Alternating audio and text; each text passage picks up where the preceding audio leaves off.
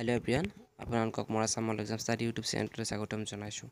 আগন্তুক আহি থকা দিনবোৰত হ'ব লগা এক্সামবিলাকত লগা হিষ্ট্ৰীৰ ওপৰত আজি মই হিষ্ট্ৰী কিছুমান ইম্পৰ্টেণ্ট MCQ কুৱেশ্যন আপোনালোকৰ মাজলৈ লৈ আহিছোঁ। ইয়াৰ পৰা আপোনালোকৰ এক্সামবিলাকত যথেষ্টখিনি সহায় হ'ব আৰু বহুতো ধৰণৰ কমন কুৱেশ্যন থাকিব এই ভিডিঅ'বোৰৰ পৰা। গতিকে আপোনালোকে ভিডিঅ'টো স্কিপ নকৰাকৈ শেষলৈকে চাওক। তেন্তে ব'লক আজি ভিডিঅ'টো আমি আৰম্ভ কৰোঁ। The first question is, what was the usual shape of coast coins in Assam history? অসমৰ ইতিহাসত কোচ মুদ্ৰাৰ সাধাৰণ আকৃতি কেনে আছিল?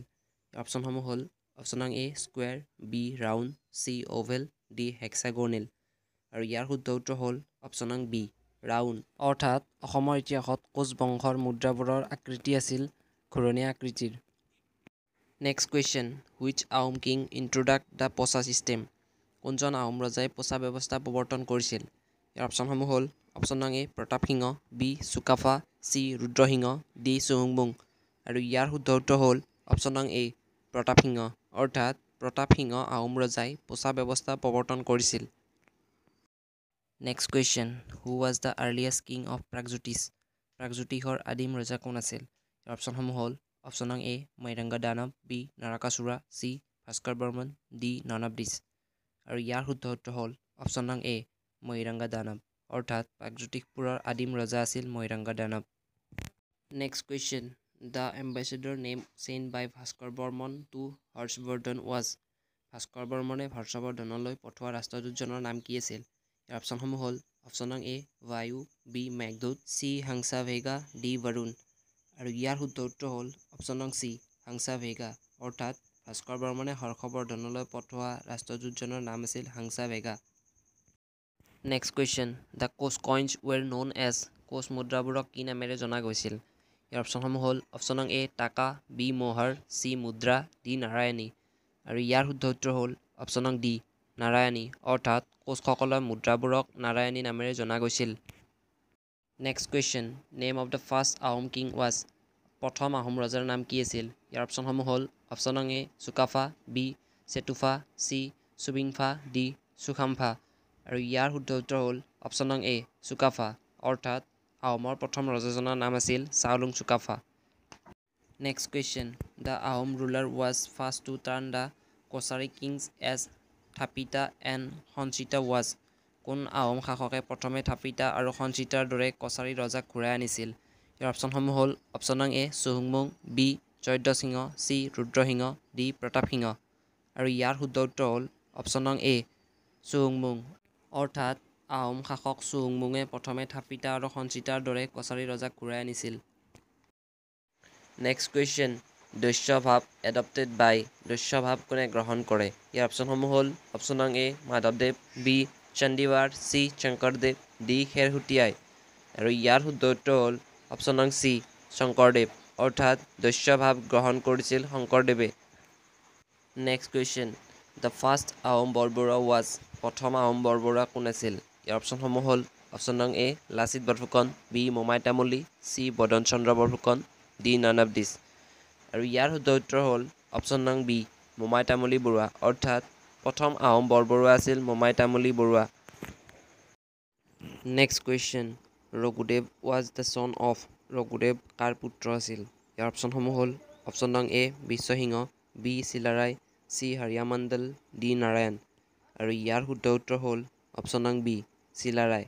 অৰ্থাৎ ৰঘুদেৱ চিলাৰায়ৰ পুত্ৰ আছিল। Next question, who fought the battle of Saraighat? শৰাইঘাটৰ যুদ্ধ কাৰ কাৰ মাজত হৈছিল? ইয়াৰ অপশ্যনসমূহ হ'ল অপশ্যন নং A the Burmese and the Koch, option নং B the Ahom and Mughals, C the Ahom and the Kacharis, D the Mughals and the Koch. আৰু ইয়াৰ শুদ্ধ উত্তৰ হ'ল অপশ্যন নং B the Ahom and Mughals. অৰ্থাৎ শৰাইঘাটৰ যুদ্ধ হৈছিল আহোম আৰু মোগলসকলৰ মাজত 1671 চনত। Next question, which Pala king build Shri Durjaya as the capital on the bank of Brahmaputra? কোনজন পাল ৰজাই ব্ৰহ্মপুত্ৰ পাৰত শ্ৰী দুৰ্জয়াক ৰাজধানী হিচাপে নিৰ্মাণ কৰিছিল? ইয়াৰ অপশ্যনসমূহ হ'ল অপশ্যন নং A Bhaskar Barman, B Ratnapal, C Nitipal, D Rudra Singha. আৰু ইয়াৰ শুদ্ধ উত্তৰ হ'ল অপশ্যন নং বি ৰত্নপাল। অৰ্থাৎ ৰত্নপাল ৰজাই ব্ৰহ্মপুত্ৰ পাৰত শ্ৰী দুৰ্জয়াক ৰাজধানী হিচাপে নিৰ্মাণ কৰিছিল। Next question, in 1585 Koch kingdom was visited by an English traveller, what was his name? 1585 চনত কোচ ৰাজ্যলৈ এজন ইংৰাজ ভ্ৰমণকাৰী আহিছিল তাৰ নাম কি আছিল ইয়াৰ অপশ্যনসমূহ হ'ল অপশ্যন নং A Tavernier B Ralph Fitch C Niccolo Conti D none of this আৰু ইয়াৰ শুদ্ধ উত্তৰ হ'ল অপশ্যন নং বি ৰাল্ফ ফিটছ অৰ্থাৎ 1585 চনত কোচ ৰাজ্যলৈ অহা ইংৰাজ ভ্ৰমণকাৰীজনৰ নাম আছিল Ralph Fitch next question the Pashupatinath temple inscription in Nepal refers to Gaudradri Kalinga Kaushalyapati who was he নেপালৰ পশুপতিনাথ মন্দিৰৰ শিলালিপিত গৌদাদ্ৰী কলিংগ কৌশলপতি বুলি কোৱা হৈছে তেওঁ কোন আছিল ইয়াৰ অপশ্যনসমূহ হ'ল অপশ্যন নং A Shri Harshadeva B Harshavardhana C Bhaskar Barman D Yashu Barman আৰু ইয়াৰ শুদ্ধ উত্তৰ হ'ল অপশ্যন নং এ শ্ৰী হৰ্ষদেৱ অৰ্থাৎ নেপালৰ পশুপতিনাথ মন্দিৰৰ শিলালিপিত গৌদাদ্ৰী কলিংগ কৌশলপতি বুলি কোৱা ব্যক্তিজন আছিল Harshadeva next question Sadhani was the last queen of Sadhani কৰ শেষ ৰাণী আছিল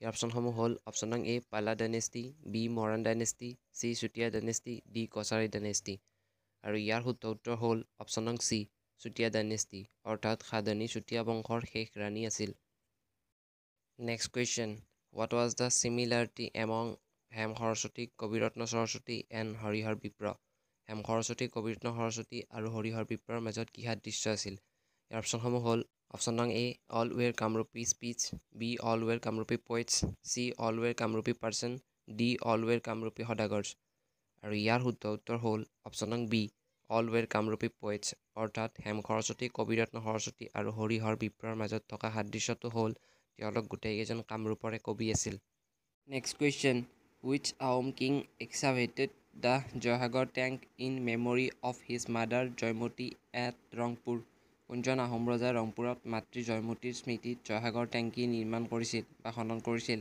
ইয়াৰ অপশ্যনসমূহ হ'ল অপশ্যন নং এ শিৱসিংহ বি ৰাজেশ্বৰ সিংহ চি ৰুদ্ৰসিংহ ডি গদাধৰ সিংহ আৰু ইয়াৰ শুদ্ধ উত্তৰ হ'ল অপশ্যন নং চি ৰুদ্ৰসিংহ অৰ্থাৎ আহোম ৰজা ৰুদ্ৰসিংহই ৰংপুৰত মাতৃ জয়মতীৰ স্মৃতিত জয়সাগৰ টেংকী খনন কৰিছিল next question the name of the first Borbarua of Ahom kingdom was প্ৰথম আহোম বৰবৰুৱাৰ নাম কি আছিল ইয়াৰ অপশ্যনসমূহ হ'ল অপশ্যন নং এ ৰূপচান্দ বৰবৰুৱা বি মোমাই তামুলী চি লালুক চলা Borphukan D none of this আৰু ইয়াৰ শুদ্ধ উত্তৰ হ'ল অপশ্যন নং বি মোমাই তামুলী অৰ্থাৎ প্ৰথম আহোম বৰবৰুৱাজনৰ নাম আছিল Momai Tamuli Borbarua next question which is the tallest existing temple in Assam অসমৰ আটাইতকৈ ওখ বৰ্তমানৰ মন্দিৰটো কোনটো ইয়াৰ অপশ্যনসমূহ হ'ল অপশ্যন নং A Umananda temple at Guwahati B Kamakhya temple at Guwahati C Mahamrityunjay temple Nagaon D Shiva temple at Sivasagar আৰু ইয়াৰ শুদ্ধ উত্তৰ হ'ল অপশ্যন নং চি মহামৃত্যুঞ্জয় টেম্পল নগাঁও অৰ্থাৎ অসমৰ আটাইতকৈ বৰ্তমানৰ ওখ মন্দিৰটো হ'ল নগাঁৱত অৱস্থিত মহামৃত্যুঞ্জয় মন্দিৰটো next question whose capital was Dimapur Dimapur কাৰ ৰাজধানী আছিল ইয়াৰ অপশ্যনসমূহ হ'ল অপশ্যন নং A Kachari tribe B Ahom king C Bhuyan tribe C Chutiya kings আৰু ইয়াৰ শুদ্ধ উত্তৰ হ'ল অপশ্যন নং এ কছাৰী ট্ৰাইব অৰ্থাৎ ডিমাপুৰ কছাৰী জনগোষ্ঠীৰ ৰাজধানী আছিল next question two Ahom kings were known as বুঢ়া ৰজা one was Pratap Singha among the two and the other was ইয়াৰ অপশ্যনসমূহ হ'ল অপশ্যন নং A Sukapha B Supimpha C Rudrasingha D Gadadhar Singha আৰু ইয়াৰ শুদ্ধ উত্তৰ হ'ল অপশ্যন নং ডি গদাধৰ সিংহ অৰ্থাৎ প্ৰতাপ সিংহ আৰু গদাধৰ সিংহক বুঢ়া ৰজা বুলি জনা গৈছিল next question who was the first Assamese to fight against British ইংৰাজৰ বিৰুদ্ধে যুঁজ দিয়া প্ৰথম অসমীয়া কোন ইয়াৰ অপশ্যনসমূহ হ'ল অপশ্যন নং A Kushal Konwar B Piyali Phukan C Maniram Dewan D Gomdhar Konwar আৰু ইয়াৰ শুদ্ধ উত্তৰ হ'ল অপশ্যন নং ডি গোমধৰ কোঁৱৰ অৰ্থাৎ ইংৰাজৰ বিৰুদ্ধে যুঁজ দিয়া প্ৰথম অসমীয়া আছিল Gomdhar Konwar next question Sadiyakhowa Gohain post was create during the ring of which Ahom king কোন আহোম ৰজাৰ ৰাজত্বকালত শদিয়াখোৱা গোহাঁই পদৰ সৃষ্টি হৈছিল ইয়াৰ অপশ্যনসমূহ হ'ল অপশ্যন নং এ স্বৰ্গদেৱ চুহুংমুং B Swargadeo Rudrasingha C Swargadeo Pratap Singha D none of this আৰু ইয়াৰ শুদ্ধ উত্তৰ হ'ল অপশ্যন নং এ স্বৰ্গদেৱ চুহুংমুং অৰ্থাৎ চুহুংমুং আহোম ৰজাৰ ৰাজত্বকালত শদিয়াখোৱা গোহাঁই পদৰ সৃষ্টি কৰা হৈছিল তেন্তে আজিলৈ ইমানখিনি আছিল হিষ্ট্ৰীৰ ওপৰত ইম্পৰ্টেণ্ট কুৱেশ্যন যদি ভিডিঅ'টো ভাল পালে আপোনালোকে এটা লাইক কৰিব কমেণ্ট কৰিব আৰু যদি পাৰে বন্ধুবৰ্গৰ সৈতে শ্বেয়াৰ কৰি দিব তেন্তে লগ পাম নতুন এটা ভিডিঅ'ত নতুন কিছুমান ইম্পৰ্টেণ্ট কুৱেশ্যনৰ সৈতে আকৌ এবাৰ আপোনালোকক মাত্ৰ আপোনালোকে মোৰ চেনেলটোৰ সৈতে জড়িত হৈ থাকিব আৰু যদি পাৰে চেনেলটো ছাবস্ক্ৰাইব কৰি ৰাখিব তেন্তে লগ পাম নতুন এটা ভিডিঅ'ত নতুন কিছুমান ইম্পৰ্টেণ্ট কুৱেশ্যনৰ সৈতে নতুন কিছুমান ইম্পৰ্টেণ্ট টপিক লৈ আপোনালোকৰ মাজলৈ মাত্ৰ আপোনালোকে চেনেলটোৰ সৈতে জড়িত হৈ থাকক তেন্তে আজিলৈ এৰিছোঁ নতুন এটা ভিডিঅ'ত আকৌ এবাৰ লগ পোৱাৰ প্ৰতিশ্ৰুতিৰে